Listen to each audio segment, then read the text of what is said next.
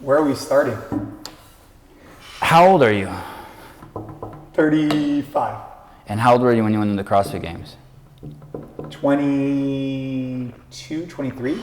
So, oh wait, so wherever that puts me. Because I turned 22 because I turned 23, I think, shortly after.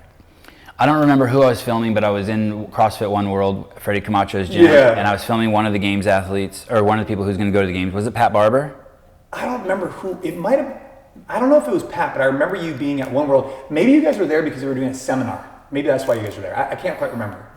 I think I was there filming some stuff for Every Second Counts. Yep. And you were there with Austin Bijibing. Yep. Did I say his name right? Bijibing. Yeah. Bijibing. And you were finishing a workout, and Austin and someone else started joking around that he would bet anyone $100 that you could beat him at a workout. And as you left the room, or as I introduced myself, I go, "Hey, don't fuck up our movie." But I was totally joking. Yeah. Because I was like, I was like, "There's no way this guy's fucking up our movie." Right. Yeah, because at that point, I remember you guys were putting out clips of Every Second Counts, or like the trailers and like different type of clips with John Wellborn and Josh Everett and Dutch Lowy. Dutch. And I remember watching some of this pre-stuff. I was like, "Oh man, John Wellborn," and it was getting me all fired up. And then obviously you guys showed up that day at One World, and that was like a big day. And I remember them saying like, "Oh, Sevan and the film crew might be here." I was like, "Oh," that was cool. That was a good throwback. One World taught me a lot. That's where I did my first ever CrossFit workout. And I'll never forget, I did Fran, and I had to do it with jumping pull-ups because at that point I was kind of more bodybuilder, and I had done some Muay Thai a little bit, but I couldn't get through all the pull-ups. So I ended up doing jumping. And I remember afterwards not really recognizing what intensity and effort was, so I wanted to go do like ab mat sit-ups. Freddie took me under his wing and taught me a lot. Jason Khalipa started with jumping pull-ups. Yep, on Fran. It took me like 12 minutes. I can't remember exactly, but that was my first workout. Wow. I mean, that's like... Yeah, it was my first workout. That's awesome. And there's also some clips, and this could be interesting for people to look at, where after that, at the time, there wasn't as many competitions and things like that. So I watched the 07 games. I got inspired by OBT and those guys. And then I would battle them on YouTube. And so at CrossFit Unlimited, which was opened shortly after with Austin, we were in a racquetball court, super small location. I remember. And I had been working at the health club for a really long time. I met China Cho there. Yeah, okay, yeah, there you go. And we used to do battles on YouTube where I would do like these workouts. I still look back at some of them, and man, they're just horrendous. We would battle people on YouTube back and forth. I also remember you one time, I think, face-to-face, I want to say it was with Jeremy Teal, did 10 135-pound thrusters, 10 burpees, 3 rounds for a race. Do you remember that? No, I don't remember that one. Was that? I've done a lot. It was crazy. I've done a lot of weird throwdowns. The weirdest one, I'll tell you, the weirdest throwdown I've ever done in my life. I think that one's on CrossFit somewhere. So, we've competed. You've been around me. You've seen me compete a lot. But the weirdest one was I was coaching at our gym one morning, and I get done coaching. It was probably like, 7 a.m. It was pretty early. And I'm eating a piece of bacon and drinking some coffee after the class is over. And this guy walks in. He's like, "Hey, you're Jason Khalipa." I was like, "Hi, nice to meet you. Welcome to the gym." He goes, no other words were spoken. He goes, "I want to battle you in a 500-meter row right now." And I'm sitting there eating a piece of bacon. Like, this motherfucker. I was like, he's coming into our gym. Just not even like, "Hey, nice to meet you." Like, just, right. And so sure enough, we threw down a 500. What did he look like? What did he look like? He was, was he formidable? He was gonna throw down. Was he rowing his game, or was he over 200 pounds? No, well, he was a little bit under 200 pounds, but he definitely put on a good effort. There was no one else in the gym. It was just me and him, and it was anyways, that was a lot of fun. That was one of the oddest throwdowns I've ever done because it wasn't expected, and he kind of called me out, and so I ended up setting a PR on that one. And you won. I did win. One of the most remarkable things you did, and this should come 90 minutes into the interview right now, one of the most remarkable things ever done in the history of the CrossFit Games is the rowing event. Which one, the half marathon? The fact that you won both, right? Mm-hmm. You won the 2,000 meter sprint and you won the half marathon. Yeah, that was a pretty cool event. A lot of people... I think you're the only person who's ever said that, by the way. That cool event? Well, here's the reason why it was a You cool and event. maybe first place of the women. Yeah. The reason why it was a cool event is because a lot of times what people don't realize in CrossFit Games, and the CrossFit Games are actually going on right now, is you don't know you're going to win until you win for the most part. So like they're tight races, you're getting to the finish line, and you can't really enjoy the moment, because for the most part you got to break through that finish line and then you could embrace it. Where there's been a few events in my career that I've won that you know you're going to win long before you actually win, and that's a really cool experience. And two examples of that would be the Burden Run. You know, you come into the stadium and I was halfway through and I knew I was going to win before I won because I was ahead of the, second place guy. Whatever, yeah. You could tell. And then same with the row event. So the row event was interesting, not the 2K, but the half marathon, because I looked at the scoreboard, and I think it was me and Neil Maddox, if I'm not mistaken, and I was enough meters ahead of him that I had like 2 or 3 minutes to kind of embrace it, enjoy it, which was super cool because you don't get that very often. You and Neil and Garrett did remarkable in the first two events that year. Remarkable. How much of that was the fact that you guys all trained together? Yeah, it was like 2013. That was a really great year. We had something really special. We had something really special brewing in NorCal for a couple years with Miranda and Pat and Molly and Alex and Neil and Garrett. It was just one of those things where like iron was sharpening iron, and each person was just trying to push each other. And for me, I was surrounded by this positive atmosphere of just working hard. You know, Miranda and others would come over to our garage, my garage in the morning. She threw up in our garage multiple times because we were all training so hard. Then later on the day, the camaraderie really pushed each other, and Neil was a huge part of that, and Garrett too. So I'd say that the success that we had in those events really was a testament to working with Chris Hinshaw on our running events, because those were a lot more endurance based, and then having this atmosphere in a group environment where we all pushed each other. What happened to Chris? Is he around? Yeah. Yeah, I mean, he's in Tennessee. I used to see him everywhere on social media and all sorts of videos, and I just haven't seen him like in a while. Yeah, well, I mean, because of COVID, he hasn't been able to travel and do his seminars as much, but he's still doing his thing. I just talked to him last week. Yeah. I try and keep in touch with a lot of that group. Was there ever any I never heard of any tension, but as you're the big dog, it's your gym, you're the former champ, you have tons of great finishes, and then you got these guys, Garrett and Neil, training with you. Does there ever become tension? They start nipping at your heels.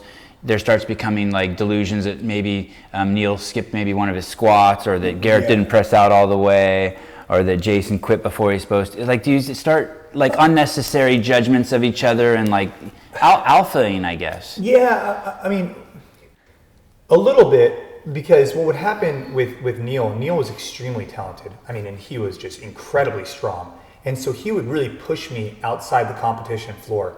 But on the competition floor, I was able at times to kind of flip a switch mentally, but off the competition floor in the gyms, he was an incredible training partner because he beat me most of the time.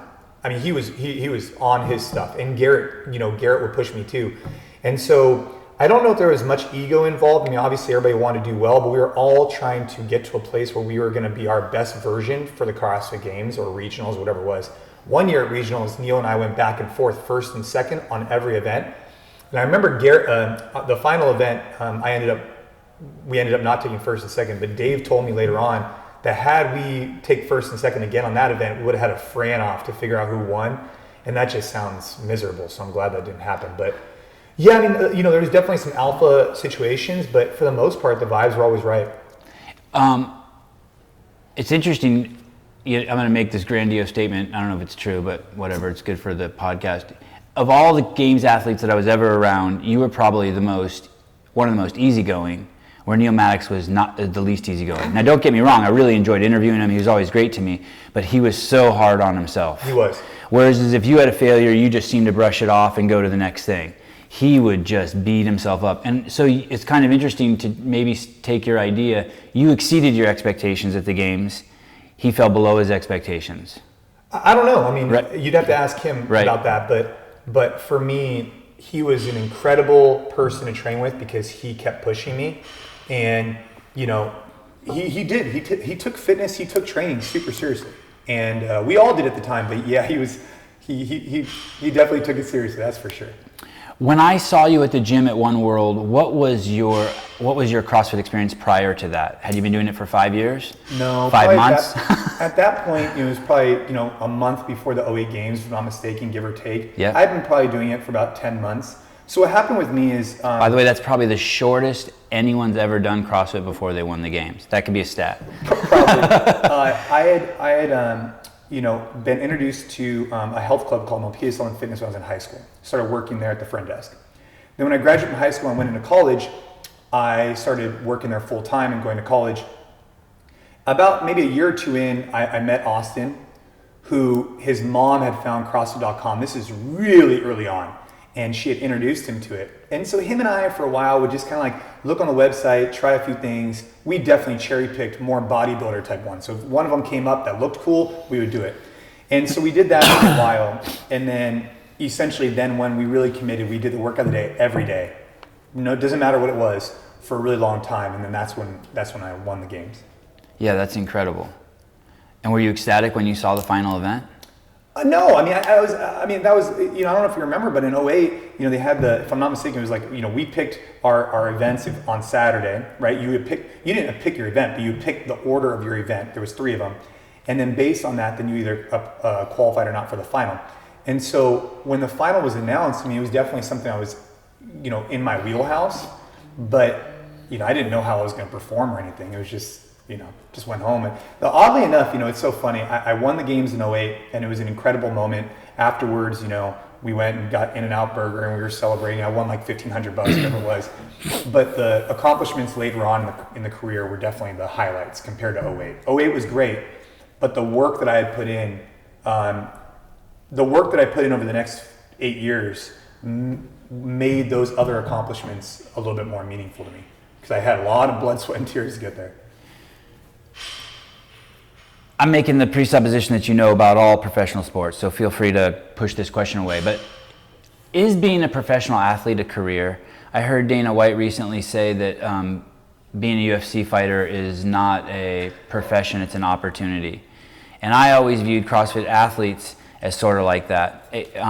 Basically, your goal would be to win the games. We're very fortunate that we're in a social media era where you can actually take your fans with you. There's football players who are famous as all get out, and the second their career's over, everyone forgets about them. Right. But you can retire from CrossFit as a CrossFit athlete and take your 500,000 followers with you. But I hear these athletes I feel like I hear athletes believe that this is a profession, and I don't think it's a profession. I think it's something that you, one, if it is a profession, it would be a horrible profession to go into, any professional sport, because so few people make it to the top. Do you have strong opinions, thoughts on that for people who are at the top? You parlayed your success into something, right? Yeah. And it wasn't a gimme. No, look, I'm a big believer that no one owes me anything and that everybody works and earns what they have, and they're given opportunities, and maybe there's some luck involved, of course, but people who get to the top of our sport, they've worked really hard for a really long time to get there, and they deserve what they're receiving. I do think that at some level, some people 100% are professional athletes. The Matt Frasers of the world are if you consider a professional athlete as someone who gets paid to perform in a sport, if that's like the definition, then by definition, there's quite a few of them. Now, if you then change that definition as someone who could actually live off the income they get, okay, maybe that changes a little bit more. Now, where it gets a little fishy or interesting is that once your career is done in competing, what framework does that give you for the future? And that's where you just need to be smart as an athlete. So as an athlete, you start coming up, you start building up your reputation, you start working really hard, you start competing, maybe you get 10th, 20th. No one really knows who those people are. You got to be in the top 3, top 5 to gain any notoriety, to really gain any type of sponsorship revenue. But then the question becomes, as your brand builds and as your social media following, what could you do with that to create something that's going to last you for the rest of your life? And I think that if I could do it all over again, what I would have spent more time doing is building brands that I owned or had some stake in and something I could be with forever. Because as you compete, and you get sponsors by, let's just say for the sake of argument, a clothing company or a supplement company, you get paid, and that's really alluring. Hey, I'm going to give you $10,000, whatever. And at the time, you really want to take that money because you need it. But then when you stop competing and those sponsorships go away, the fruit of your labor, the work, when you're at the peak of your career, it starts to go off. And so I would encourage any athlete, as they start to build up, to be more of a professional career. Use this as a beautiful microphone, as a way to build your brand, to then catapult you into something else that you're super passionate about, and that you can lean on for the rest of your life, long after your career is complete in the sport. And the career seems so, I don't know if fickle is the right word, but it balances on a precipice, because you're one injury. You not only have all these people who are trying to take what you have, right? Yeah. But you could be injured. Yeah. Like there's nowhere to go. You have to be smart. Yeah, it's a really difficult job to have, but it's a great job to have. I mean, There's so many pros about it. You're doing what you love, you're training hard, you're doing all this, but to make it to the top and to make any type of real money, I mean, I think some people think that athletes are making more money than they are, and money is not the only thing that we're determining success here. There's also a factor that you get to do what you love for a living and whatnot. But I think all athletes need to kind of be realistic that what sacrifices are they making to win? Because you got to be all in, where during your peak earning years, in your 20s, and you just got to be realistic and kind of have some deep thought, because you could turn around and you've been taken 20th in the games, 30th in the games, you're getting whatever, and you could turn around and you're 5 years in, and what are you building aside from that? You just got to ask yourself that question. That's all. Right. I used to hear a lot about accusations of steroids. Yeah. This person did steroids. This person did steroids. Yeah. Most of the accusations came from outside the sport, or athletes who lost to someone. Right? Yeah. Like, there's no way that guy could beat me unless he did steroids. Of course. In your entire career with CrossFit, did you ever see any performance-enhancing drugs? In my entire career of CrossFit, amongst the games athletes, amongst the regional athletes, yeah, I never once witnessed anybody taking anything that enhanced their performance, like illegally, right? Mm-hmm. I mean, I drink coffee and whatever, right? But no steroid use ever. I was never presented with it in CrossFit ever, and I never did any of it. So, I mean, that's my take. And people can believe me or not, it's irrelevant to me, because I have my truth, and that's my truth, is that I've never been presented with steroids. I've never seen anybody use steroids. And I think that people that immediately revert and say, oh, that person does steroids, they need to look deep within and start asking themselves, why do they instantly think that this person had to cheat to get their performance, right? What about just good old hard work? And I don't know, maybe I'm tainted, maybe I'm skewed, but I don't believe as many people are doing it as people think. Not to mention, I've been drug tested more times than I can count. It's I'll tell you why, because I've been working out forever, and I look nothing like you.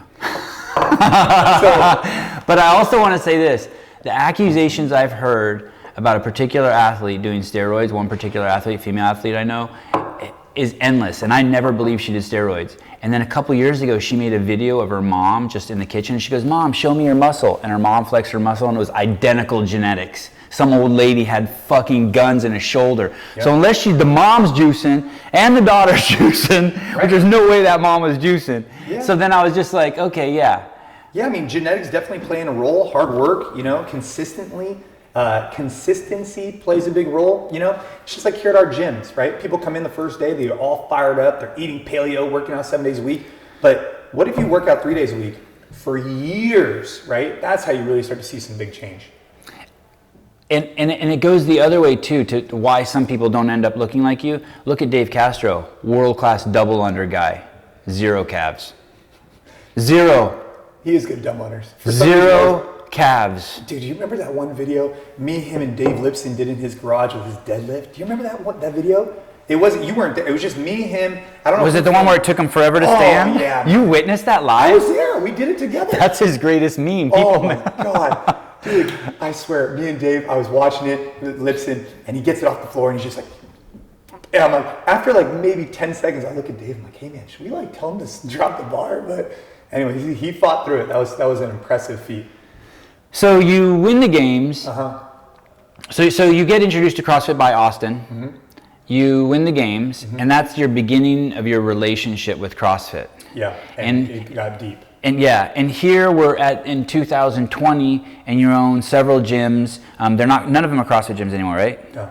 But they're gyms. They're places that people can come and become the best of themselves. They have that similarity with CrossFit. And so I kind of want to just like... How do we go from... Yes, and there's so much. There's so much. One of the interesting things about talking to you is in the early years in 2008, we talked a lot more than we do now. Yep. And you have this tremendous perspective as someone who didn't work at HQ, like with the affiliates, with the athletes, with just the common CrossFitter, all of that, so immersed more than I do. And I have this tremendous perspective of being just right in the center of the storm from the beginning to the end. So it's kind of exciting. We probably can't even do it all in one podcast. No, I mean, there's a lot to unpack. I mean, like, I remember after winning the CrossFit Games, you guys came out and you guys filmed some content with me, and we were just talking about like your car broke down. Like you were there with. I think I remember bragging to you it was the greatest car ever made, and then it broke. Like a silver Mercedes. It was an '86. It was the first Mercedes ever with an airbag. Oh. Off the line in '86, it was a $106,000 car. It was the most expensive production car ever. I bought it like in 2006 for like $4,000 on Craigslist. I was so excited. It was the car all the rappers talked about when I was a kid. But yeah, man, you guys would come out a lot, and that's when we had CrossFit Santa Clara was the first gym we opened. And we opened that, so I signed that lease before I won the CrossFit Games. So let me ask you this, was there tension between you and Austin when you broke away and opened your own gym? No, at that point, CrossFit was so like grassroots, like it was really about, hey, how do we grow this thing? Okay. And it was really that environment. And so what happened with Austin, so I graduated from college in 2008, and when I graduated from college, I chose that I wanted to own a gym.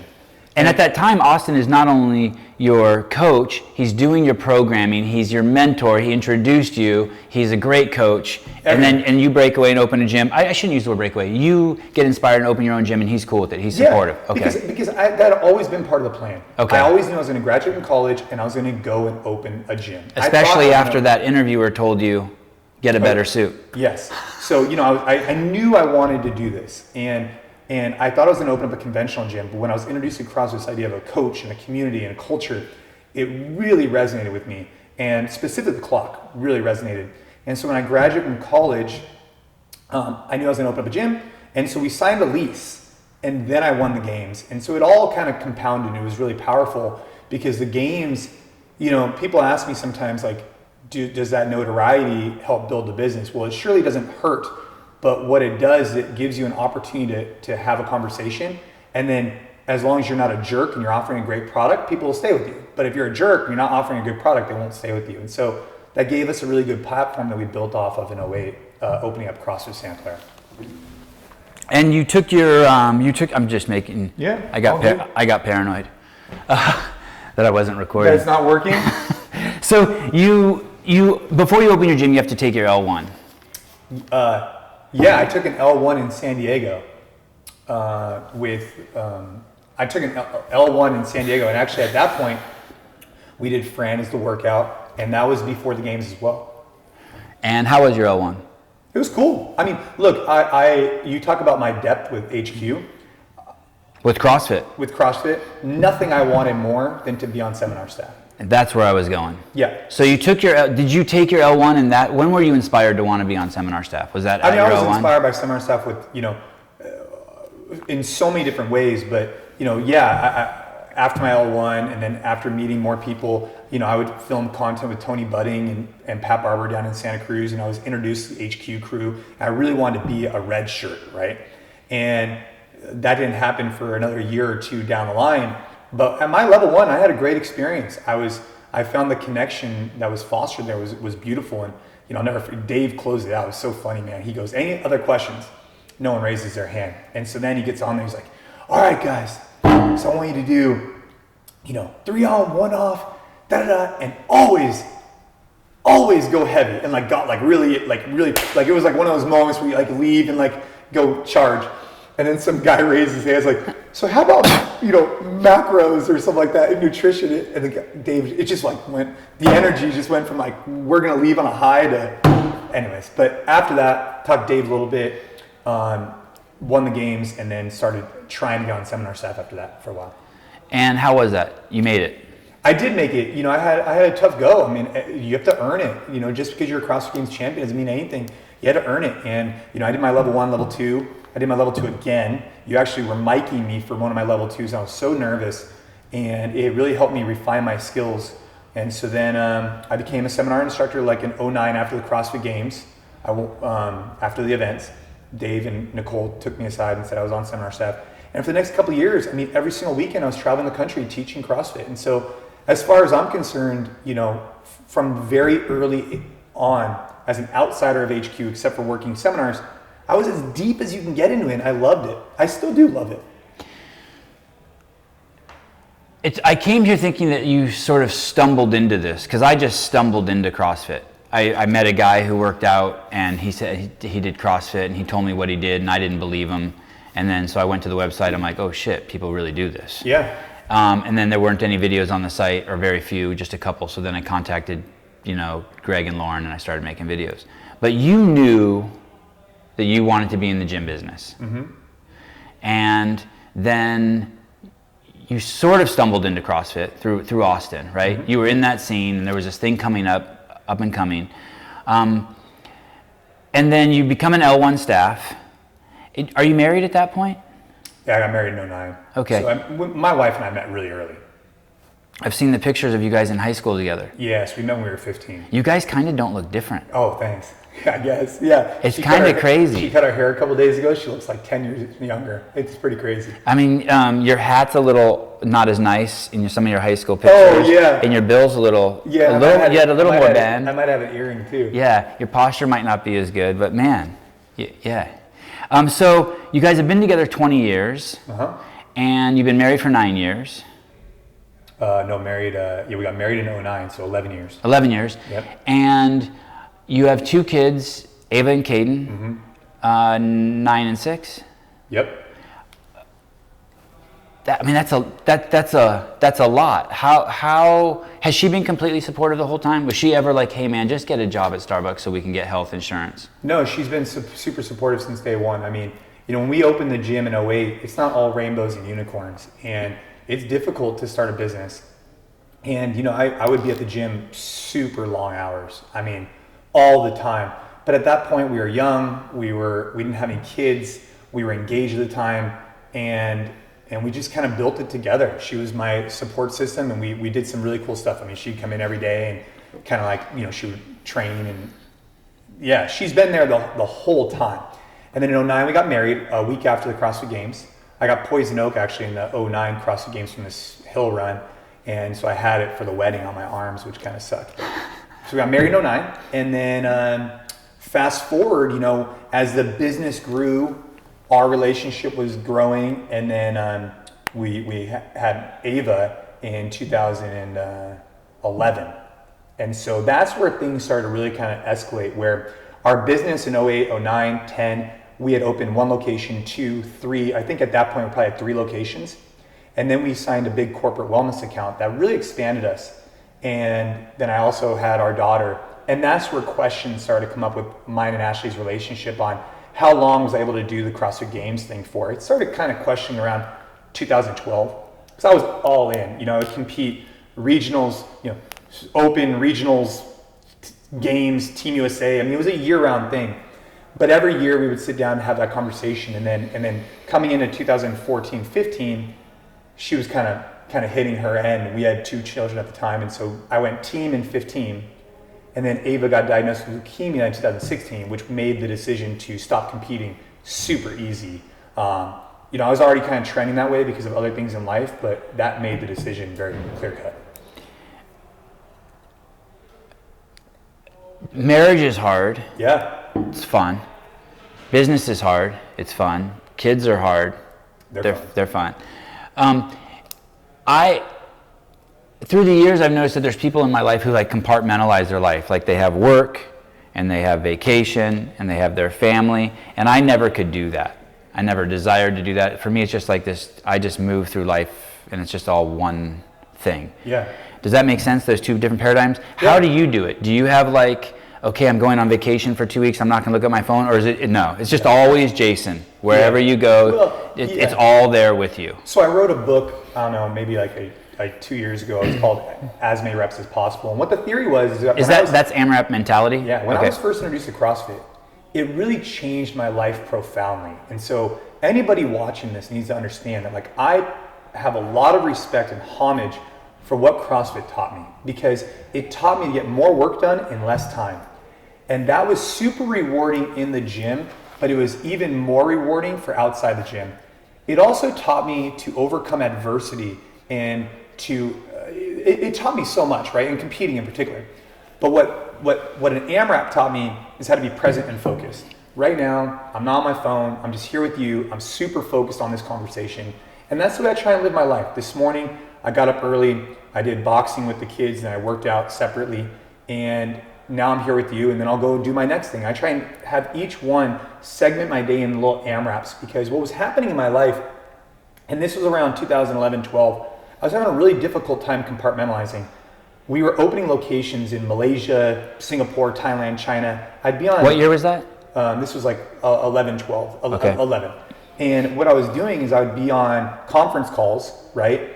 And I'd be, on an assault bike trying to get my intervals in, and I wouldn't be paying attention to the call. And maybe this has happened to you, where like your body's somewhere but your brain's somewhere else, or vice versa. And I found that I would always leave things and ask myself, did I really give it my best effort? And so then I started incorporating, hey, I've never gotten more productive time than when I AMRAP things. And thanks to CrossFit, I learned about AMRAP. And so I started incorporating that in my life. AMRAP with the kids. This morning, I can show you a video, it's pretty funny. Kaden almost nailed me in the face, but AMRAP here. And that's the way I started to segment my life, because I wanted to win at the CrossFit Games. I wanted to be the best businessman. I also wanted to be a good husband and father. So whatever you're doing, do that. Yeah, I mean, the idea would be like, again, if you think about exercise, if I said, hey, give me 2 minutes of max push-ups, that's all you would do. You wouldn't segment it. And so when I'm with the kids, I try and be all in with them and be focused on how do I give myself, how do I reach my potential right here, right now? And that doesn't mean that I can't go take a business call or whatever, but if I'm gonna take a business call, let me go take the business call. I'm not gonna take a business call and then be like, kind of like funneling my kids around it, because now I'm half in on That's the call. what I do. It gets difficult, because then you feel like, oh shit, I'm kind of like not paying attention to them, but I'm also kind of not paying attention here either. Right. And that's what was happening to me. I did a lot of that for way too long. And I'm still not perfect, obviously. I got a lot of room to grow, but that's what I think about. The most difficult thing, and I don't have cameras in your house, but I'll tell you, the most difficult thing for you is when you're in your office working and you come out to use the bathroom and you see one kid's having trouble with the jar to open, so he asks you to open it. And then you notice that the dryer just finished, so you got to take the clothes out and switch the clothes. And then you hear someone's at the front door, but you only came out of your office to use the bathroom. Yeah. And you've done 4 things, and you're like, and one of your sons like, I can't find the Lego head to my Spider-Man. You're like, oh my God, are you kidding me? Now you have 6 things going. Well, like what's been really, here's a great example, is like as soon as you come home from the office, let's just say this is our office. Uh-huh. When I come home, my son wants to go do something. And in the past, like I used to get like, hey, no, Kaden, no. Like I'd be on the phone. And I realized like that's my fault. Like if I can't be in a position where I know when I walk in the door, he's gonna wanna go ride bikes or do something. So I might as well not even walk in the door until I'm ready. Right. I always would come home and be like, hey man, 10 more minutes, buddy, I'm just on the phone. It's like, dude, just go sit in the car and just wait. Because that's something I'm working on. It's a constant struggle. I like that. And a constant thing that I'm working on with my kids, but something else that CrossFit really taught me and competing, the greatest gift that competing ever gave me was just this idea of overcoming the adversity, like having your back up against the wall, learning how to compartmentalize and then move forward. I mean, I think more people need to get uncomfortable, because when life really kicks you in the balls, you'll be in a better position to overcome it. And that's a huge blessing that the CrossFit Games gave me. Yeah, definitely. I relate, because how I raise my kids, and people, you probably get this, is everything I learned in my L1. That basically struggle causes adaptation and what to eat. In a nutshell. Yeah. And so from the beginning, people always ask me, when do you start training your kids? Oh, the second they come out. Well, what do you mean? Tummy time, and set the clock. When they cry, you set the clock for 30 seconds and don't try not to go pick them up. You know what I mean? It's just struggle and adaptation. Yeah, we tried the whole, let the kids cry until they fall asleep. That one didn't work. We didn't do that one. That was tough. Yeah. But yeah, that one is really tough. It is, but struggle does. create adaptation. You know, like this morning, for example, Ava and I she was on the assault bike, I was on another bike. By the way, congratulations. I know she rides the assault bike now. I saw your post. She's tall enough. I can't wait till my boys are tall enough. I know. That was a huge accomplishment. Now she's super tall. But yeah, you know, so, you know, having them try and set a goal, overcome it, but use fitness as a beautiful catalyst has always been something I think is really powerful. I interrupted your story. You were going to say she was on the assault bike. Oh, no, but she was on the assault bike. And you know, she hit her 40 calories, which is like our benchmark in the morning. And then she got in some squats, whatever. But she doesn't really... she's just getting comfortable with that uncomfortableness, and it's just becoming a normal part of life, and we're finding a way to keep it fun, exciting. But I think that's really important for people, and I think it's especially important for kids, is that, you know, we want to provide these guardrails and we want to protect our kids. I think that's really important. But I also know that life could come and really hit you from the side. I mean, shit, our daughter got diagnosed with leukemia. We didn't see that coming. And so from that day on, I learned that, like, things could happen, and how do I prepare them for the unknown while still being within reason, not crazy? And I think exercise is a great way to introduce them to that theory. When recently, my oldest son has been complaining about getting sweaty. He gets really sweaty, right? Yeah. And he doesn't want to be sweaty, but he has to get sweaty because he works so hard. And it was funny because then I remembered I had a section in my life before CrossFit where I didn't like to be sweaty either. I hated being sweaty. And now that I do CrossFit, I don't care. It's like my preferred. Yeah. It's my preferred. The more that drips, the better. Yeah. So tell me the first, so you get on the L1 staff. Tell me the first time you meet Greg Glassman. I met him at the CrossFit Games, 2008. That's right. He put his arm around you and he said, "This is the product." This is the product. And then Lauren had the winning money tucked in her shirt. Oh, really? Yeah. I think it was just, yeah. Like in. I'm pretty sure, yeah. Did you have to get it out? I don't know. You cannot confirm or deny? I don't remember. I don't think so. I don't know, but... She was barely clothed there. She was barely clothed there. That was the first time I met Lauren and Greg. I will tell you this. So when we edited we made Every Second Counts for $17,000. It was just Carrie Peterson and I. Yeah. We made that whole movie pretty much last minute. It was awesome, great experience. But in that final scene, there was discussions about how are we going to cut her out because her apparel and her dress was so distracting. I mean, she was falling out of her shirt. So it was interesting. It was, yeah. That was my first time.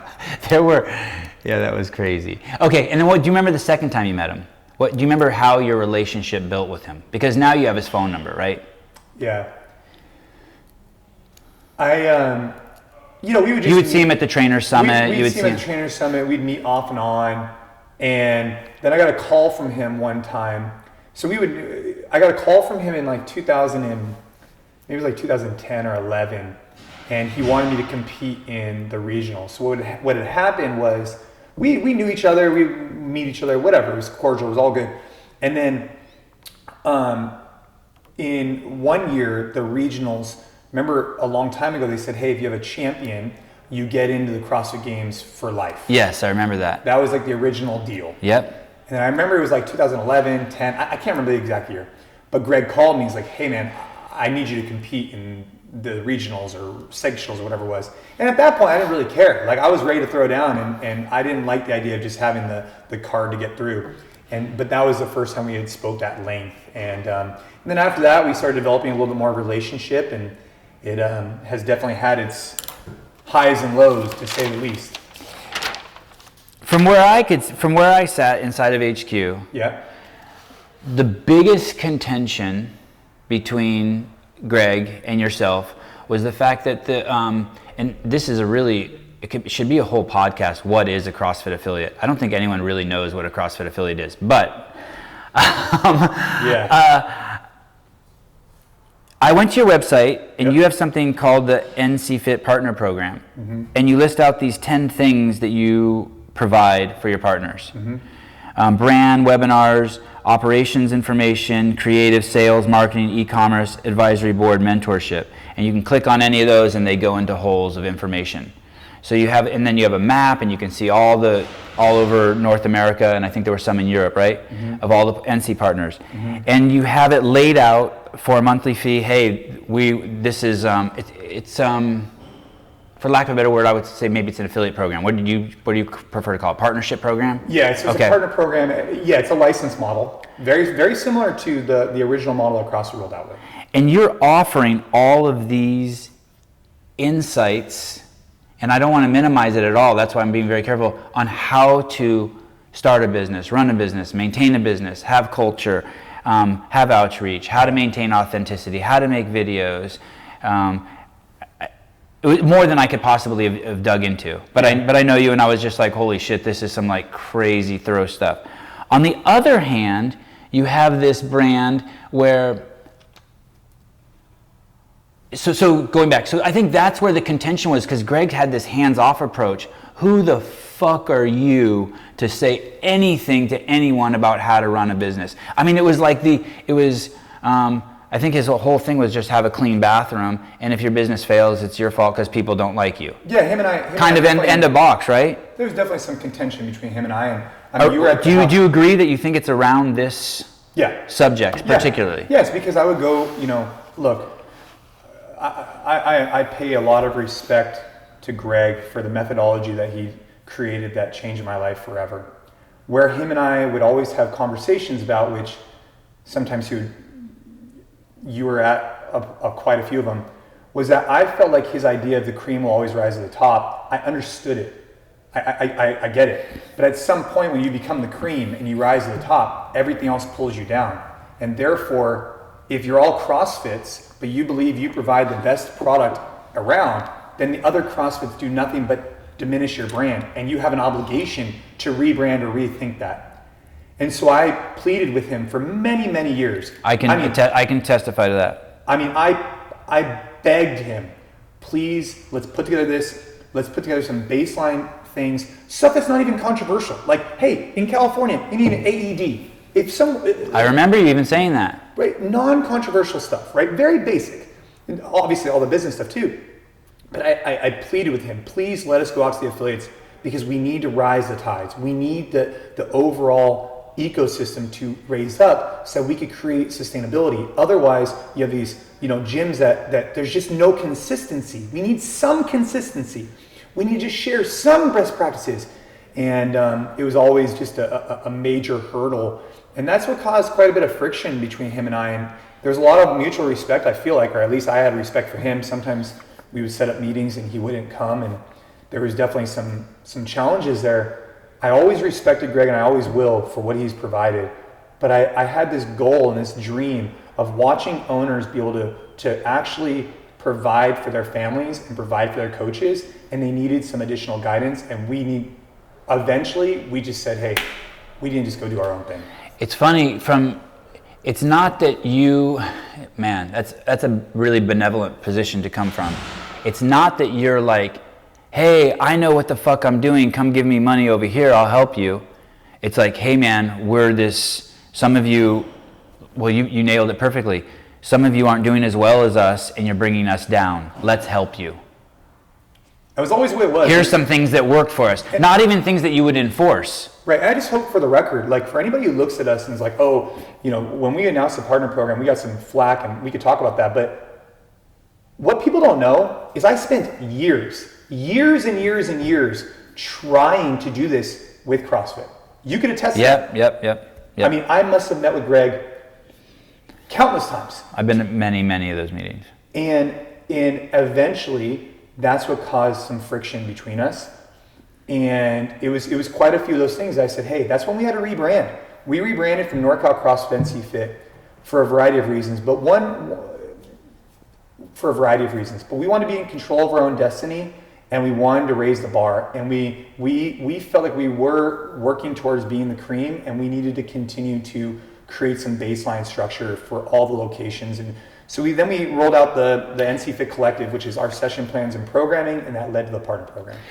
His was let the cream rise to the top. Yours was like, hey, that worked in the beginning. What's interesting is that yours doesn't interfere with that model either. Yeah, dude. It complements that model, right? Let them ride. Let them rise. Here's the thing if they don't rise even with your help, but your help isn't going to sink them. Right. The thing about it is CrossFit has a low barrier to entry. You get a level 1, you sign a lease on a warehouse, and there's a low barrier to entry. That's great. It provided the tools to get us where we're at today, and I am forever grateful. However, the low barrier to entry, there's also a very high learning curve, very, very high. And if I could go back and had someone to mentor me and support me, I would have taken that 10 times out of 10. But back then, we were just flying by the seat of our pants, all of us. And now we wanted to provide those tools. You know, we've been owning and operating gyms for 12 years. I mean, the good and the bad that I've seen, I want to share that. And that's why we have the partner program, because we actually operate gyms. Two things. Can you give me an example of just one thing that's along that really steep learning curve? I mean, training, developing staff, for example, setting clear guidelines of job expectations and descriptions with career growth, right? If I could do it all over again, we are a service-based business, and we didn't spend enough time sitting down and saying, hey, what is the actual job description of a coach? What is success, failure? And what does the job trajectory look like? Where can they go in the future? And we left it just too open-ended. If we had a clear cut, hey, you need to wear an NCFIT shirt, you need to arrive on time, these are your job scope. If you agree to it, we're good. And then this is what your job leveling criteria looks like. So as you advance in these ways, you will get paid more in these ways. Instead of just coming to us and say, hey, I need more money. When I say, hey, show me on the job leveling criteria, you know, what you've been doing to earn more. I would have quantified it more from the staff perspective. And then, you know, I would have, there's a variety of other things I would have learned from a business perspective, but staff being number one. Clear expectations and guidelines. Pete, it's funny, Pete, someone can go, I agree with you 100%, someone can go into a job they completely love, but as soon as the honeymoon period is over, if the boss isn't giving them direct, like, people want to work for someone they love. Yep. Don't think you're helping them by not giving them direction. Yeah. The dog wants to be told.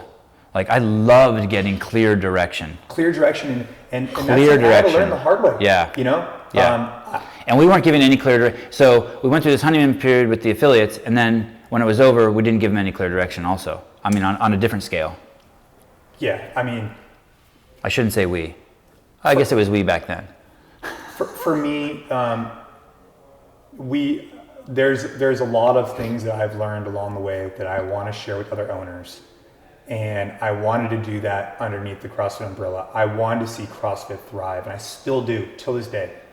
But we need to be about us, and we needed to embark on our own journey, because that journey was not something that CrossFit was interested in doing. And that's where we rolled out the partner program and the NCFIT collective and a lot of other things we have, and we rebranded. Are you surprised at how successful the partnership program is? I mean, we only rolled it out like 2-3 months ago. So the map looks pretty impressive. So about 4 years ago, we rolled out what was called the NCFIT collective. So here's what, like, at a high level, I know we're totally shifting the business. No, it's fine. Our business started off with 1 location, 2, 3. Then we expanded into corporate wellness, and so we opened up, let's just say, 20 locations. And what I recognized is that our quality of the product that we were delivering, it wasn't consistent. And that's exactly my gripe with the whole consistency, right? So I said, hey, how do we provide consistency within our own gyms? So we started doing Google Docs, this, that. Long story short, we created our own app and our own session plans, daily videos, programming with warm-ups and scaling and coaching development tools that every single day a coach can feel like they're getting developed. And then we did that for ourselves, and then we started rolling that out to other owners who needed that. So when a coach comes in instead of winging it, they have a clear guideline of how they're getting developed that day. What are they learning that day? How are they going to run their class that day? And so then we started selling this to other owners. And that grew exponentially. With that, our collective audience was saying, hey, we want to dive deeper with NCFIT. We want more. But we didn't have any more to give until we rolled out the NCFIT partner program. That is, boy, you keep taking, I want to stay on my own track, but you say such cool shit that I keep switching off to your track. Amen. Wow. Let me ask you 2 quick things before I want to talk about session plans. Sure. Is there anything that you make these partners do? Is there anything mandatory for them to do? Do they have to paint their walls white? That's a really good question. Good question. So because it's not a franchise model, it's a license model, right? There's obviously room for interpretation, right? We can't tell them exactly what to do. We're going to strongly encourage them to use the collective. It starts off with session plans programming to put some guardrails. So you don't show up for one NCFIT partner gym and you're doing 500 GHC sit-ups, and you go to the next one and you're doing whatever. We want to have guardrails when it comes to the product on the floor. It starts there, because that's where you had a lot of, from my experience, I've probably traveled to over 1,000 gyms. And you could see a huge variance, yes, in the way the building looks, of course, right? But the product on the floor, there's huge variance there too. You'll have some gyms where the coach will turn on the clock and just turn on the music and go sit down. You'll have others where they'll have extreme cases in both ways. We wanted to create some guardrails. So that's... warm up, workout, cool down, all the gyms do the same every day in an ideal world. In an ideal world, we strongly encourage that. Then the way the NCFIT partner program works is that we need to earn it. So at first, if you want to pay us the license fee just for all the tools, the monthly webinars, all the stuff we're doing, great. And you don't want to use our likeness at all, that's fine. That's your prerogative.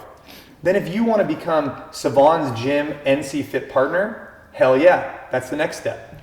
But then if you want to become NCFIT Sevan, that's the third step. And we need to earn the right every single time. So I know that our brand isn't as big as CrossFit. I get it. But in the beginning, we want to prove value with the content we provide and all the different tools. Then once they feel like they're kind of getting more bought in, they become a partner on their website. Then as they get more bought in, they might become NCFIT forward.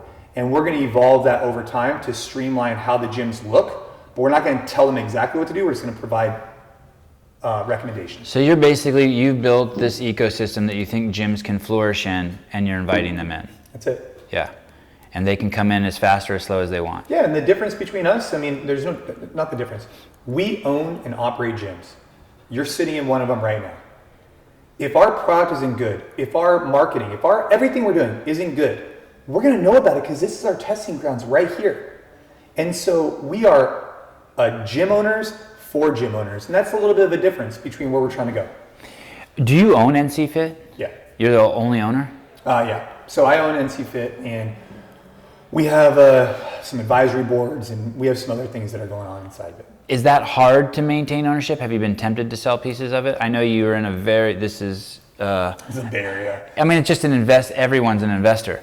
Yeah, we've been. I'm an investor, you're an investor, we're all investors. Has anyone tried to? For now, we want to grow at a steady pace that allows us to be comfortable as we grow to maintain quality. As soon as we take on outside funding, and everybody should be aware of this, as soon as you take on outside funding from anyone, there's an expectation that comes along with it.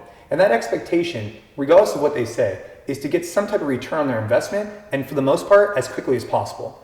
And when you do that, there's added stress to grow at the expense of quality. We want to take our time, specifically with the partner program, to grow at an appropriate level so we don't miss out on quality. That's really important to us. So we have not taken on any outside funding. Does that, what you just said, what do you think the implications are around CrossFit around that? Because that was one of the things that Greg was, as the sole owner, was able to do. So he could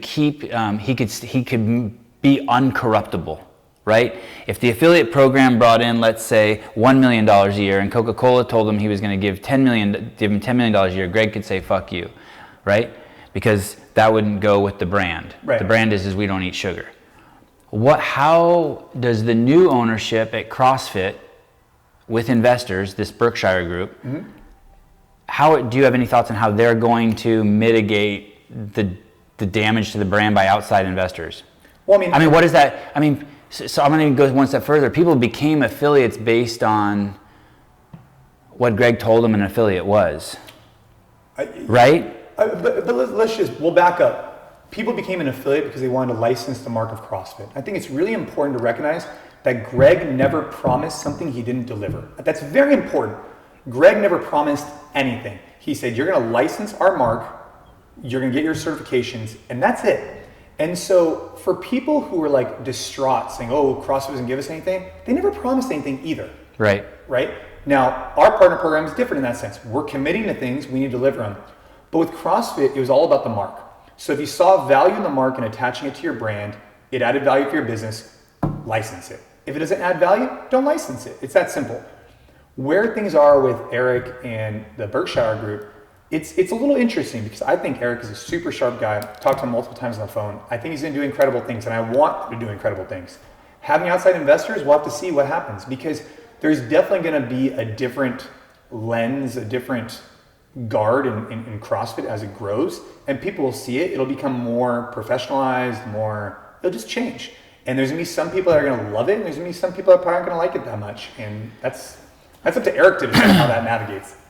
when CrossFit Inc. took on Reebok as a partner, within a few months they had released a shoe that said that it could make your butt firmer. Yeah. And Greg basically stood up for a week and just said, hey, fuck you, you guys are idiots for doing that. That's something that someone with, and that type of integrity, I'll call it integrity, moral high ground, truthfulness, I just, I wonder how they're going to, how that's going to affect the ground now that, the brand, sorry, now that they can't do that. Or that I don't think they will do that. Because it seems to me that it's a much less offensive CrossFit, right? It's going out of its way to be less offensive. And where does less offensive compromise the truth, right? I would say less offensive for CrossFit right now would be a good thing. Yeah. What drove me and CrossFit apart was how offensive the brand was, how offensive Greg could be. And I think that having less offensive... Personally, to you or to the world? Both. Right. Personally, it was, we don't need, I mean, that's a whole layer that you and I know about. Right. But to the world, absolutely. I mean, it was an issue with it was an issue with how offensive CrossFit as a brand and Greg were to the outside world. For example, this Reebok situation. You know, if you just signed a new partnership agreement, maybe you could have that on the behind the scenes. You could have those conversations, say, hey man, we don't align with this. This is the way we can solve it. But going out there and you know, being negative about a partner you just signed a deal with probably isn't the best look for everybody. Right. And you know, and there's other situations like that too. And so, yes, do I think they're going to be a more toned down CrossFit? Absolutely. Where does that skirt the lines of getting outside investors that impact what you say? I don't know. I don't think it's going to be an issue. I think it does need to be toned down though, because it's just been too polarizing for too long. Right. Right. Yeah, it's going to be interesting. It's going to be really fun to watch. Yeah. It's going to be amazing. I mean, look, there's countless examples of how CrossFit did what they wanted to do, mm-hmm. and they reserve all the right to do whatever they want to do. Mm-hmm. But then we, as licensed partners, need to make our decision if we align with that. Right. It's that simple. Right. And if you don't align, just leave. Right. You know. Or don't leave and try to make it better. Well, in my particular case, I tried really hard. You did try very hard. Yeah. Who is the best games coach, CrossFit Games coach on the planet? If you were 22-year-old Jason and you could go to any coach, would you go to Ben Bergeron? Would you go to CJ Martin? Would you go to that guy who does Noah and Travis? Would you go to Shane Toomey? Who would you go to? By the way, that was supposed to be funny because his name's not Shane Toomey. Yeah. Shane, I mean, look, proof is in the pudding a little bit with Shane. Would you go to Sammy? I mean, well, I would go back to my roots, right? I'd go back to Austin. I would ask him what his thoughts were and go from there. I mean, for me, I've had a lot of amazing coaches from. Would you go to yourself? No, I would identify someone who could really hold me accountable to what I want to get to. But I mean, you gotta realize, like, when it comes to the CrossFit Games, when it comes to competing at a high level, you gotta have a strong internal why to do that. You know, I saw your podcast with Dave and talking about Into the Storm with Rich, and look, is he poking the bear a little bit? Sure, he's doing his thing. But the reality is that Rich needs to have a strong internal why on why he would want to go compete again. And if he doesn't, he knows he won't be as successful because he was so dominant for so long because he had a strong internal reason to do that. But if that no longer is there because he's other priorities in life,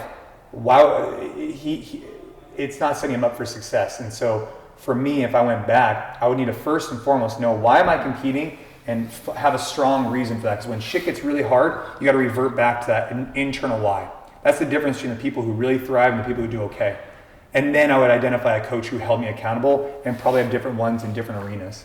Would you move to Cookeville? No, I'm not. The 22-year-old Jason wouldn't move to Cookeville? Come on, Ashley, let's go. No, my wife wants to stay in the Bay Area. What is your relationship like with Rich? Is it good? Good, yeah. I mean, we've stayed at his house a lot. We used to compete all the time. It was always great. Him and I, we have, my mindset definitely gravitated more towards business, and his does as well. But he also, he just loves to train, and he's really good at it. You go to his house and he's just training all the time. You wonder why Rich is good? It's because he trains hard and he trains a lot. Did you take your kids there also? Yeah. Did they like it? Yeah, multiple times. I mean, it's totally different in Cookeville compared to it is here in the Bay Area. But yeah, we brought Totally kids out different. there. You know, my son's ridden his little, ATVs, all that kind of stuff. It's been great. Jiu-jitsu, 4 years of jiu-jitsu. Duh, dude, I love jiu-jitsu. Are people scared of you? Ah, man. I don't know. I mean, when I was first learning jiu-jitsu, so I love jiu-jitsu. I mean, you're really strong. Thanks. When I was first, It's a fact. It's not a compliment. It's a fact.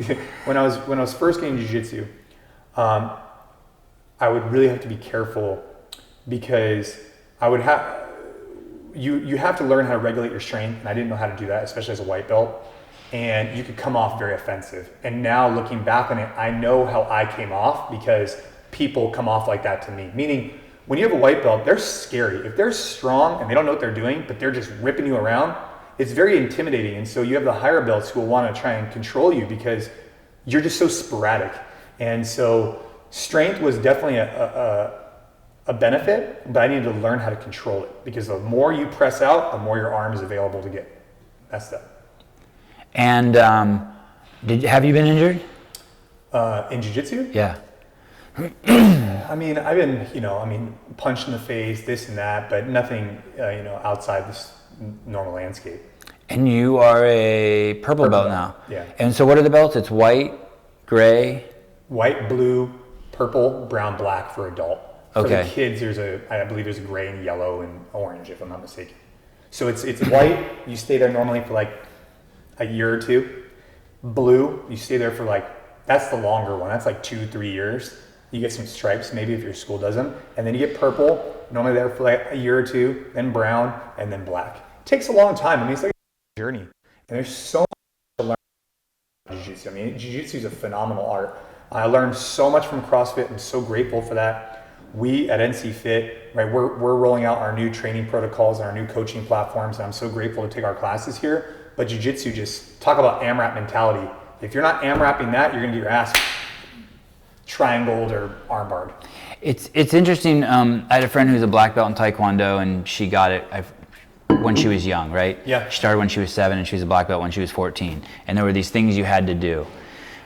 My kid goes to Garth Taylor. Well, first I read on the internet you couldn't become a black belt, and you can't even go past a blue belt if you're under 16. That's right. 16 or under. And then I go to Garth Taylor Jiu-Jitsu, and it's at Garth's whim.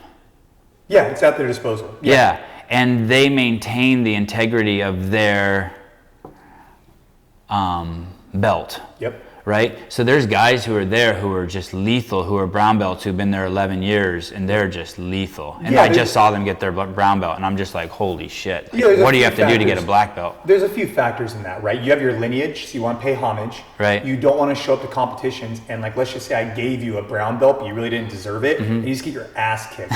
Instructors don't want that, right? Right. You gotta earn it. It's really important. And there's some varying degrees there, of course, but when you know. Like you roll with someone and they're either, maybe the instructor's sandbagging them a little bit to have them ready for competitions, but for the most part, every single belt is earned. I mean, you can get some of these 16-year-olds who just get over their age, and man, they are just little badasses. These guys just flying around you, doing all this crazy stuff. It's pretty cool.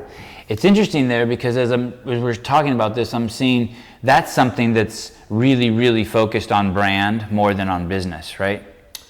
Yeah, I mean, there's similarities, tons, between CrossFit and Jiu-Jitsu. You have a lot of these mom and pop shops who are more hobby driven, who they're struggling right now, especially with COVID.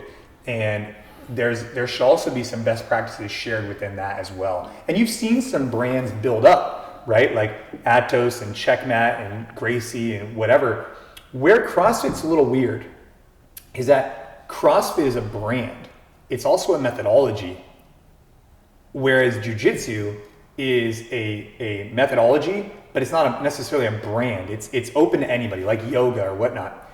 And so that's where CrossFit's a little different than any of these, because you don't have the right to use the word CrossFit because it's been trademarked unless you license it. And it's becoming more of like a kind of like, oh, I go do CrossFit, but it's not, but it's still kind of a brand. Whereas Jiu-Jitsu, anybody could use Jiu-Jitsu. It's just a well-known thing like yoga, but you can have different brands from within it. And I wonder if that's where CrossFit will go in the future, but probably not. Yeah, probably not. I don't think they'd like that. No, they wouldn't. I don't think. They protect the brand a lot. There was a sponsorship. So you opened a bunch of corporate gyms with HGST. Originally HGST, which then got acquired by Western Digital. And I remember there was a competition there, and it was a big sponsor. And basically, you introduced the CEO there to Dave, right? Mm-hmm. And they gave an enormous sponsorship. Mm-hmm. And not only did they give an enormous sponsorship, but they gave a massive hard drive, basically $1 million hard drive to our media department. Yep. A peta drive. It was the president of Western Digital. We connected them, and they created a relationship. And we brought that sponsorship to them. Yeah. And then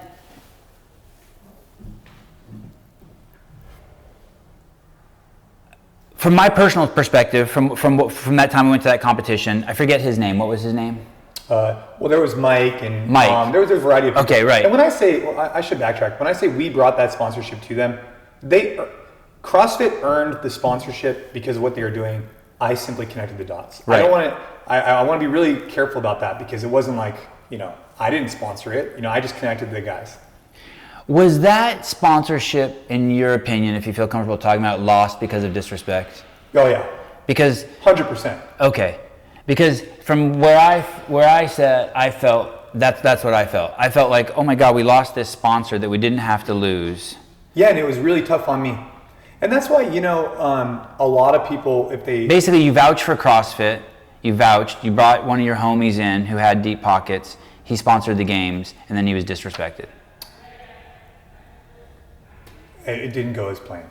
Okay. Yeah. And these are examples of things that were just really challenging, and we tried really hard, really hard. But at the time, it was very, very difficult to have a relationship between the two of them, and there was a lot of disrespect, a lot of challenges that occurred. So yeah, it's really sad. It's really sad what happened on that one, because it didn't have to be that way. No. And it wasn't, there's a difference between, let's say there was respect on one side and disrespect on the other. Like, I don't usually deal in the currency of respect or disrespect. I don't think you do too strongly either.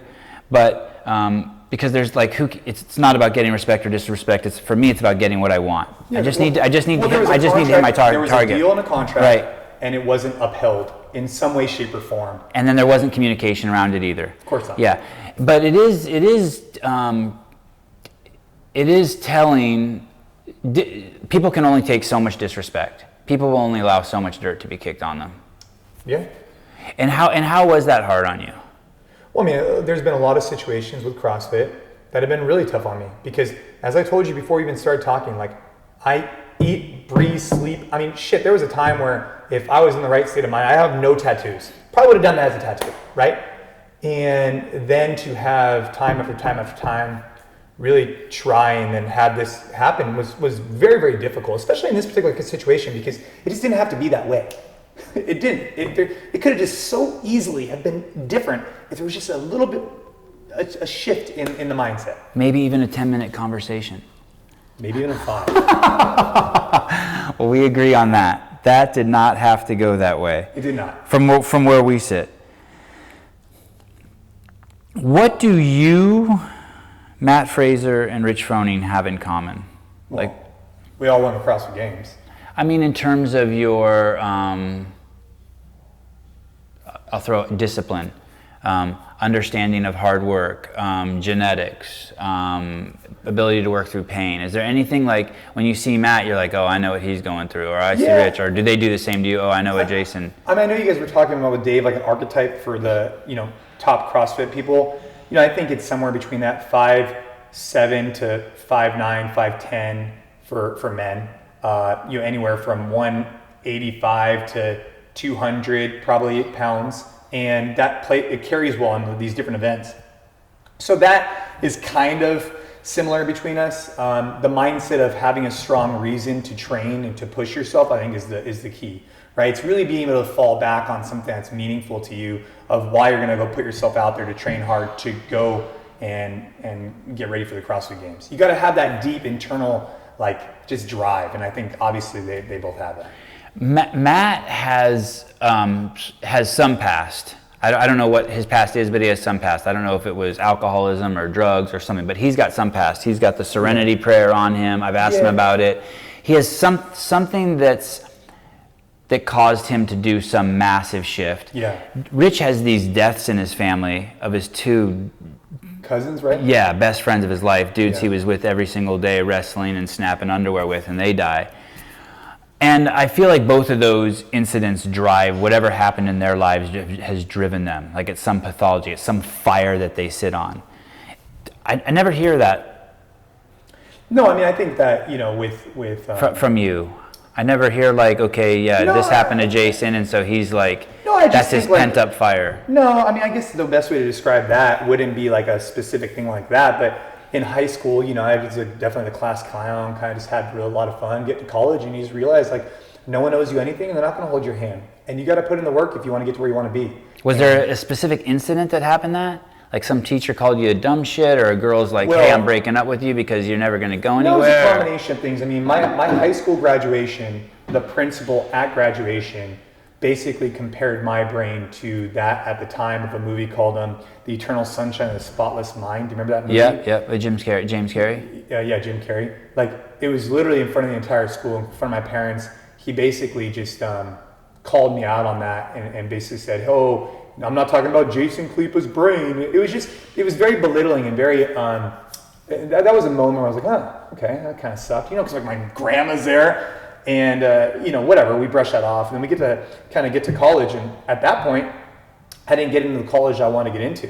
I went to a junior college, and it was really awakening for me. Like, I get in there first day of class, and just no one's there to hold your hand. No one cares about you. Like, you either own it and work your ass off, or you're going to be left behind. And so those were life situations, that impacted me in the gym and out of the gym, right? It's just those epiphanies that like, hey, there was a time in my life where there was always someone there kind of like pushing me forward, but now if I want something, I need to go get it for myself. And training and working out hard was always kind of a part of what I did. I used to race BMX bikes for a long time, and I knew that if I wanted to be competitive, I needed to train hard for it.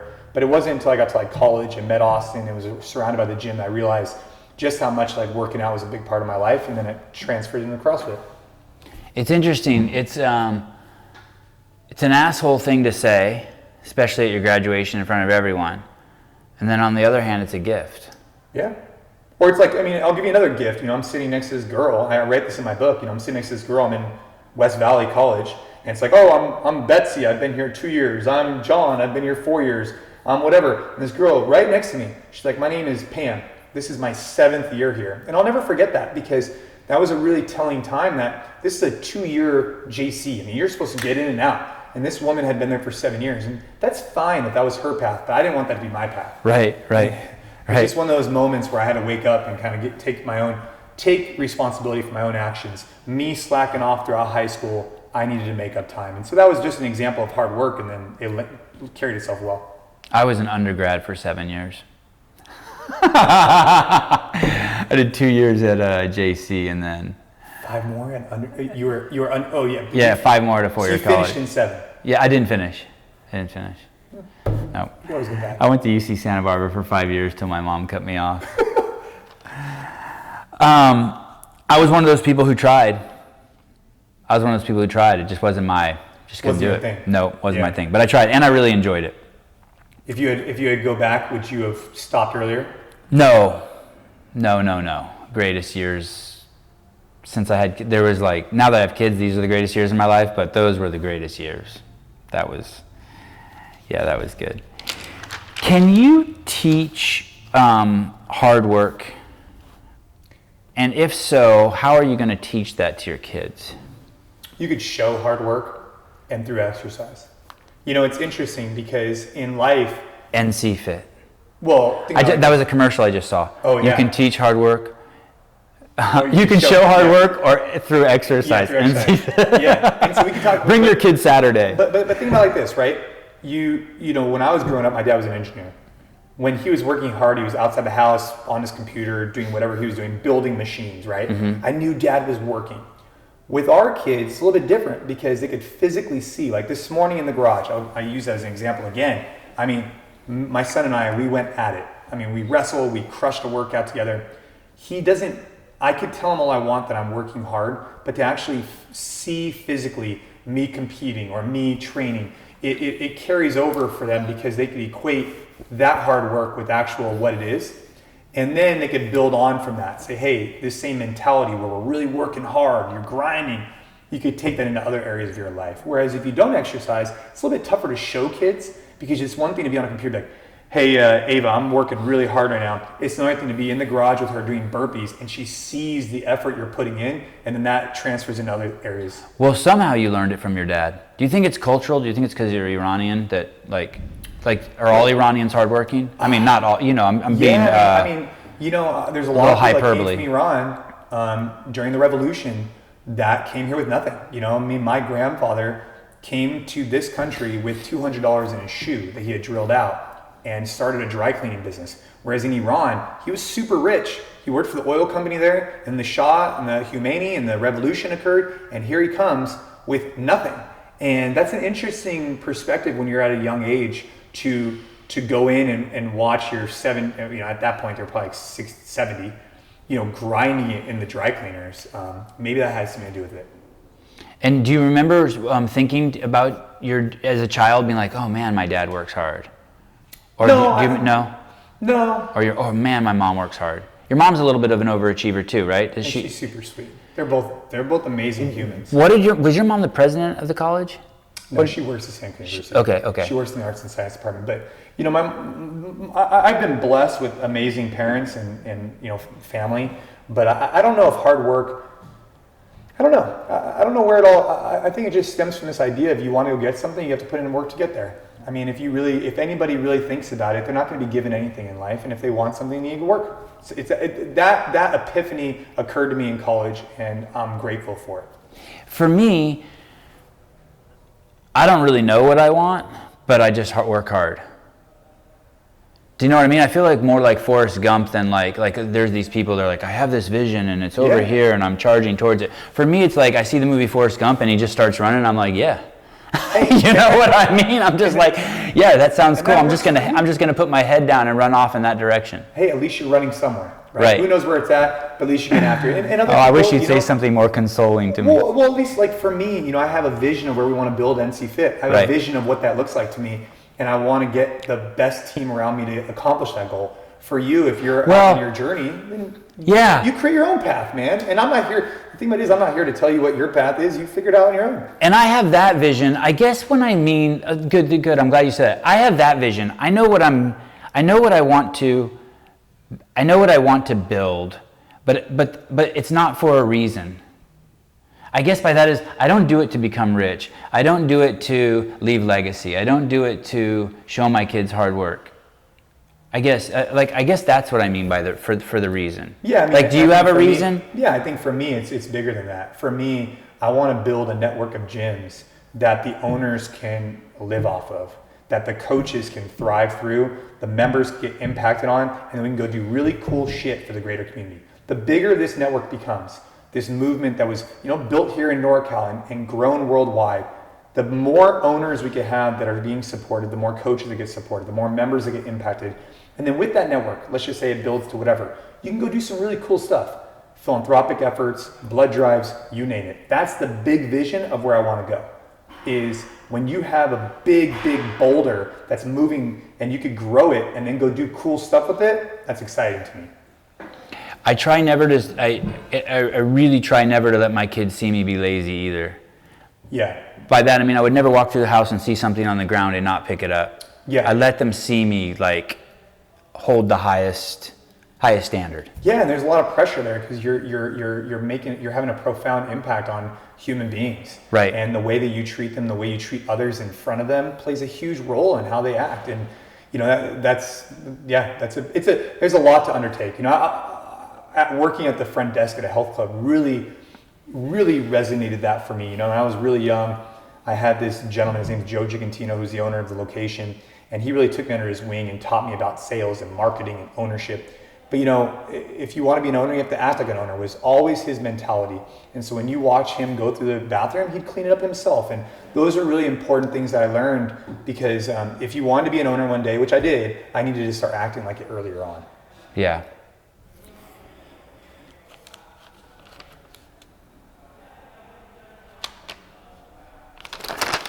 Oh, look, more pages. I'm waiting for some, I don't know, you never know what you're going to get into.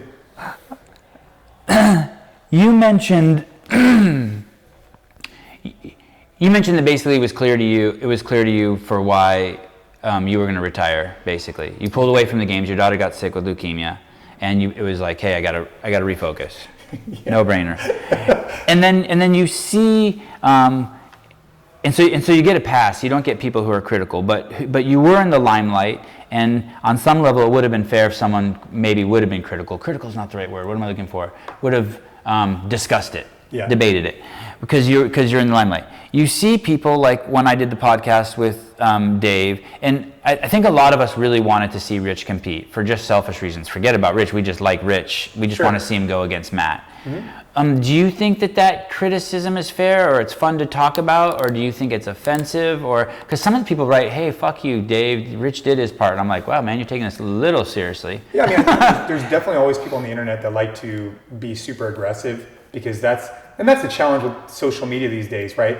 Good collaborative conversation just doesn't really exist on social media. It's always like, who could get the best soundbite to create the best action. And for me, when I exited the sport, I don't know if there was anybody who really could question it, because at that point, I was living in the hospital. I spent months in the hospital. What the hell do you want me to do?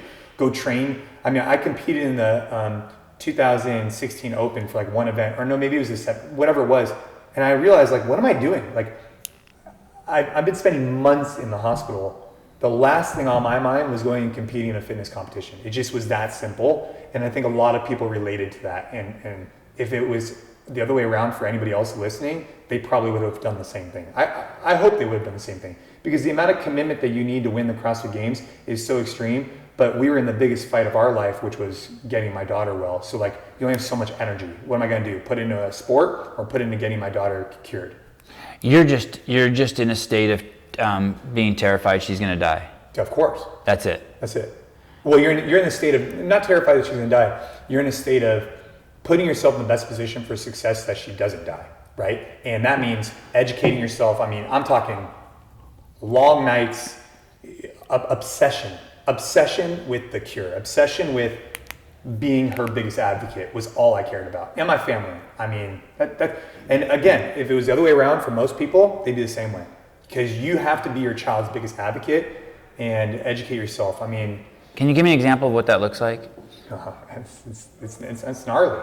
Like you start up and you read the first thing is they tell you your daughter has leukemia, so you go home and you just start digging in the internet. There's no going home. You're in the hospital. That's it. Dude, it's as heavy as you can get. At least for me, right? And again, everybody comes with different backgrounds, and that's why, for you, maybe the worst thing that's happened was whatever, but each person has a different gauge on what's really hard in their life because of their past experiences. I don't wish anybody the experience that we had, but the night that we found out Ava had leukemia was crushing. The first time that she was put to sleep was debilitating. And the first visit to the ICU was incomprehensible. These were just moments in my life that you feel your whole body just crumble. And you're just pushing it all down so that she doesn't see it? Oh, yeah. Except for the first night. The first night was tough. It's all tough, what happened with, I don't know how much you want to go into this, but for a couple of months, we saw some issues, right? For months. And we tried everything. We tried everything. And what really made us realize there was an issue and we needed to get blood work done was bruising. So there was leg pain, she couldn't walk, it was a bunch of stuff. And there was a few signs, and so we took her to the doctors, and no one had done blood work. It was really interesting, because the symptoms didn't describe that you needed to. So then we get to one point where she's bruising, and that's where the doctors need to go do blood work. And I'll never forget the call. So earlier that day... Where is she bruising? Tell me what that is. Like in her leg. So the symptoms were fatigue, leg pain, and in this particular case, bruising. So the fatigue was weird. She'd fall asleep at school. It's like, what the fuck, right? Then she couldn't walk more than 400 feet. Not even that, 100 feet. At my sister's wedding in October, she was diagnosed in January. At my sister's wedding in October, she couldn't walk down the aisle and she tripped and fell. That's how bad it was, right? And I'm just sitting there and we took her to doctor after doctor after doctor. So long story short, she gets a she starts bruising on her legs. So that's when the doctor's like, huh.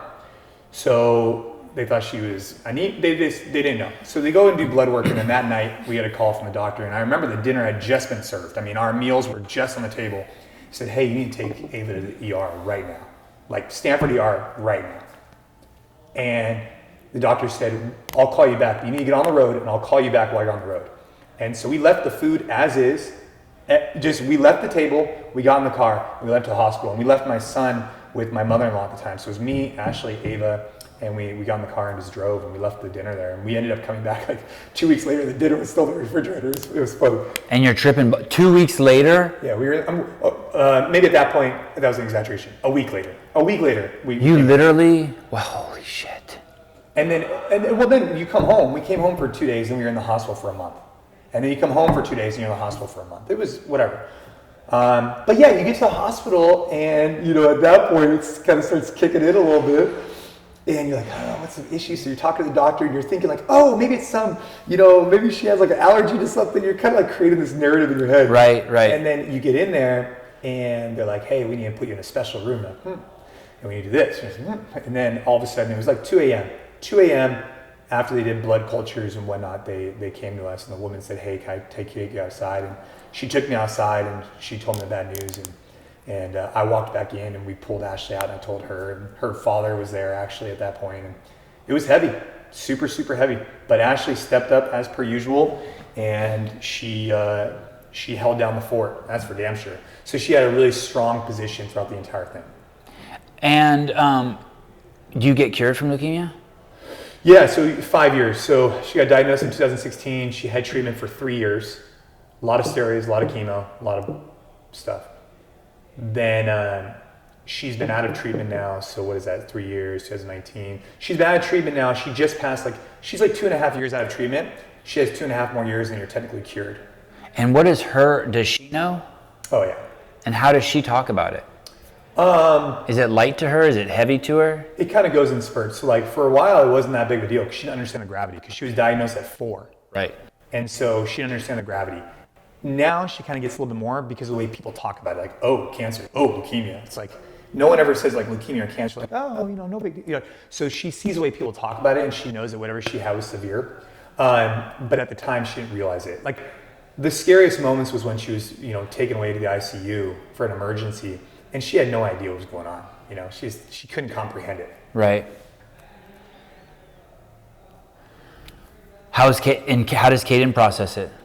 Caden, we're super blessed, right? Like, if someone was going to get it, it was going to be our family. And we had my mom and dad. They took Caden. They took him for probably months. They took him for months. And so because we were he bonded with grandma and grandpa. Oh yeah. So he still goes over there every weekend and. He had a lot of bonding that's time. Nice. Yeah. but like for us, like we had to really prioritize Ava and her health. And as much as we obviously, loved hanging out with Caden and everything, it just wasn't the right time. So they would come to the hospital, but the thing about you're inpatient, out of patient, it's very, you never know, and you don't know how long you're going to be there for, and it's very challenging. Are you relieved? When? Like, is it gone? I know you said it has to be 5 years before you're like, but personally, do you think about it every day, or are you relieved? No, because you can see it. So every month, every day, I look at her and I think, and I just see, and I can tell if there's an issue because energy will be down. You'll have different issues, and so thank God, So what happens is after you finish treatment, you go in for blood work every month, and then it goes every 2 months, then it goes every 3 months, then it goes every 6 months. So we're in like the 2 month or 3 month phase now, and so you could just see it. If we started seeing certain signs, then I'd be very concerned. But you feel good. I feel good. The pictures I see on Instagram, she looks the best she's ever looked. Yeah, she's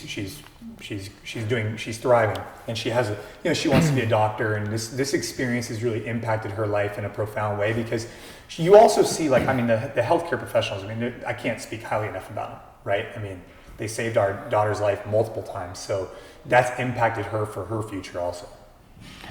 Meaning, what do you mean by that? She wants to be a doctor. Oh, right. Actually, I saw that on her sign. Yeah, she wants to be a doctor. Yeah. Yeah. So for me, it's her diagnosis was the worst thing that ever happened to our family. But coming out of it was a lot of positives. Our family got closer. it changed my perspective on everything. I became more compassionate. I became more understanding, because when you're in the hospital and you're struggling with the way we were, I mean, like within the first week, I mean, I was just broken, crying all the time. And I was like getting coffee one time and I was like crying. The guy could tell I'd been crying, right? He was like, hey, he just put his arm around me. He's like, hey, it'll be, because everybody there kind of comes from the same, especially like the oncology department. Everybody's in like some oh, right, like, right. No one's in the oncology, like, with a broken arm. Yeah, no one's there with a broken arm. So everybody in the oncology is kind of like in these long, heavy, drawn out situations. And so there's a lot of compassion there. And so you see that good side of humanity too. Did you, was it hard sharing that on social media? How do you decide whether to share that or not? Is your camera still working? Yes, sir. You can never be too sure. Here's the thing about social media. So with us, we shared what we found to be the most appropriate version of our journey. Meaning, if you look at some of Ashley's stuff or my stuff, if you look at it, it's not like doom and gloom.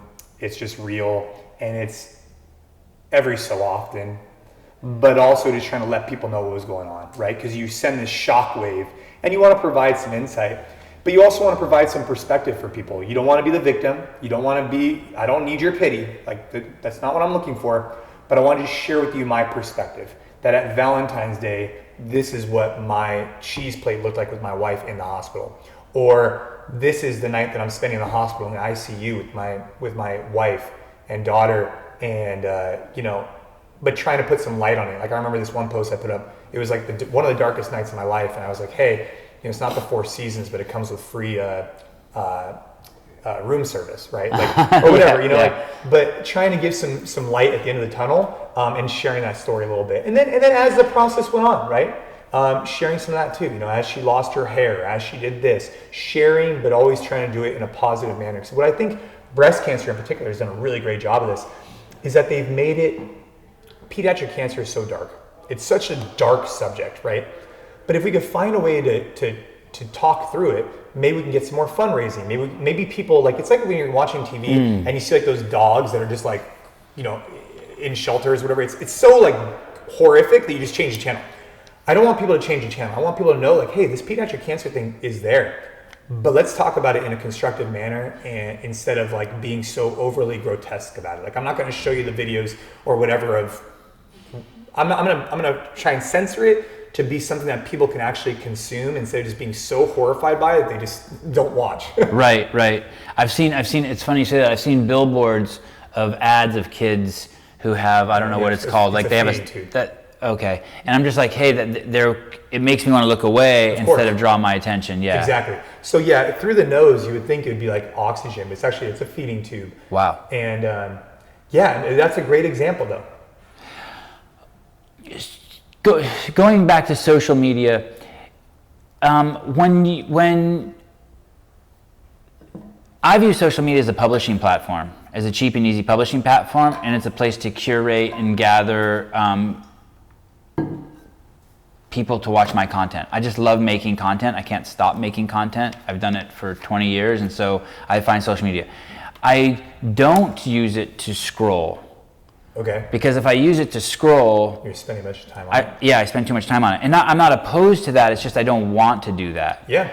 Do you have a I could never take my phone to bed and scroll with all the lights off. I just can. I find it as I guess it's my ego. I would find it as like I've succumbed. Yeah, like a waste of time, or even beyond. It's like really just an ego thing. Like, I would never want to be. I feel like it's weak to sit in bed and scroll. I think everybody needs to identify what their relationship with social media looks like and find out what that is for you. Let's go back then. Why do they need to identify it? Because it's that much of a powerful force in the world? It's that much of a powerful force. If you watch the recent documentary... I haven't seen it. I'm scared to see it. Yeah, I mean, it's really interesting because what happens is, and this is really interesting about social media, especially with ads and stuff, is that they take your viewpoint and they start to just adjust it just a little bit more towards the extreme ends, because what they do is they look at the information you consume and then they feed you with more of that information so you stay on the platform. Right. But what ends up happening is then you avoid some of the other content that maybe could have opened your eyes to a different perspective. Right. And political, non-political, whatever. And so social media is a really it's a very powerful, beautiful tool. It connects people. It's built brands. It's helped build our brand. There's a lot of good behind it. But people need to recognize, what is that relationship, you know? If someone's coming at you, like even on this, like you're going to put, let's just say it's on YouTube. Right. People are going to be sitting there commenting, oh, Jason, this, whatever. It's really difficult. It's difficult because you see these comments and they impact you. But these people don't know you. Right. On social media, they don't know you. They don't know right. who you are. They're judging you based off whatever. And it's so easy to be so negative on social media. And it could take over your life. And so that's why you need to understand, how do you compartmentalize that? Where I'm going to put out content, and there's going to be a lot of people that are going to see value in it. And there's going to be other people that don't. And if they're going to come out and hate, I have to be okay with that. And that's been very difficult for me to, over time come to. I mean, your own personal use. How do you, that's valid. That's a good problem to have. That means that there's a lot of people watching your content. Yeah. But what about your own personal use? How do you make sure that you're not on social media too much? And you have a lot to manage on social media. Or are you on it too much? No, I think it's just a relationship thing. I think obviously you can look on your phone and see how many hours you're spending on this. But I think that social media is a tool. It's a tool for me to provide value to people. And that's what it is. And it's same with YouTube, same with whatever. I'm trying to provide value, which in return hopefully builds an audience that looks at me as a credible source, and maybe it helps us in the business, or maybe you're just impacting people's lives. That's it. And as soon as it becomes more than that to me, where it's drawing me down, then I'm on social media too much. And so you just got to play that happy balance. When I was in high school, I had a pager. Oh yeah. And one of my friends was paging me, and I didn't call him back. And I finally ran into him at a party or something. He goes, "Dude, I paged you." I go, "Yeah, I know." He goes, "Why didn't you call me back?" I'm like, "Dude, the pager is for me to know you want to get in touch with me. Then I have the decision on whether I want to call you back. It's not a fucking dog whistle." And my mom taught me that with the phone. Like, we'd be watching TV. Remember when the phones used to hang on the wall? And then we'd be watching TV in the family room, and the phone would ring, and my sister and I would jump up. She goes, "Do you guys want to answer?" I'd be like, "No." "Well, then don't." Right. It's like fuck you. That phone is for you. You put that phone in your house. Perspective on that? I don't know. But that phone is for my social media is for me. It's not for people to. It should be a positive force in my life. It should be a positive I should not be like, hey, I'm looking at this stuff to feel bad about myself, or to knee-jerk me to buy this product I don't need. It's like, wow. Well, that's where it becomes a really slippery slope. Yeah. Right? And if you watch the social dilemma, that's where they start diving into us, where it becomes an addictive, and people just I think people are becoming more aware of it, and we got to continue to be more aware of it, because it could start to, same with the news. So I was talking to my mother-in-law, and she was consuming 4, 5, 6 hours a day of news. And again, I want to preface this by saying this is a non-political statement. If you're consuming 6 hours of news, she told me it was creating a lot of anxiety. Yes. She was getting in a state of depression from watching it, and it was her choice. But it becomes addicting, right? It's like a soap opera. It's like a soap opera. And so she had to put her own guidelines on of what that looked like for her. And that's similar to the way we try and do for social media. Same idea. Your wife has a pretty slow cadence of publishing. Yeah, my wife just kind of does whatever she wants whenever she's pretty low key. That's a whole battery. So I think we're good. Is the video done? No, it's still going, but I saw when I looked last time there was 10% left. Oh, really? I mean, I have more batteries, but I think this is a good chunk for us to start on. Yeah, whatever you want. I mean, do you like close it out or anything? No. We don't start it. We don't close it out. Is there anything you want to say? Is there anything, any loose ends? No. One day we got to dive into all the random Team USA events. There's always going to be more time to discuss different things, and I'm good with whatever. It's your thing. Thank you. It's been this is going to come out wrong, but I'm going to say it anyway. There were people I went to school with from like kindergarten to high school, and I just knew them. They were just in my sphere for like 12, 15 years, right? Yeah. And whether I had good thoughts or bad thoughts about them, time would pass, and I would be like, holy shit, that person's like more family to me than fucking anyone, and they'll never know it, and I never told them, and so basically, like, we've had this relationship. Yeah. We've been spinning in the same sphere for 12 or 15 years, right? Long time. Yeah. And so it's just nice. This is probably in 10 years the most we've talked, and it's just nice. And thanks for having me. You could have just been like, fuck you got fired, I'm done with you. No, dude, I don't care if you got fired, this and that. I mean, but that's the thing, man, is like, I'm not going to talk to you or not talk to you because I want something from you. There's nothing I want from you. I just wanted to have a conversation because you wanted to have a conversation too. Yeah, because I reached out, yeah. And you don't work for HQ, and that's fine with me. Like, yeah. That's hopefully that says something about the way people should be, right? It's just, doesn't matter, if someone has something you want and you're being extra nice to them, that's fine, but you should always be nice to people and always have conversations, because there's nothing I want from you. I just want to have a conversation. And although media was my department, not affiliates, but I'm almost embarrassed to say that it took me wanting to interview you to go to your site and comb through and see what profound offerings you were offering the community. So yeah, well, dude, look, that only rolled out a couple of months ago because we essentially, what happened was everything happened with CrossFit and Greg, and we started having an overwhelming demand for us to go out there and do something like this. And so it sped up the process that was already in place. But and like I said to you, man, I'm not overly joyful on how everything went down. I'm not. Right. But it went down the way it did, and that's it.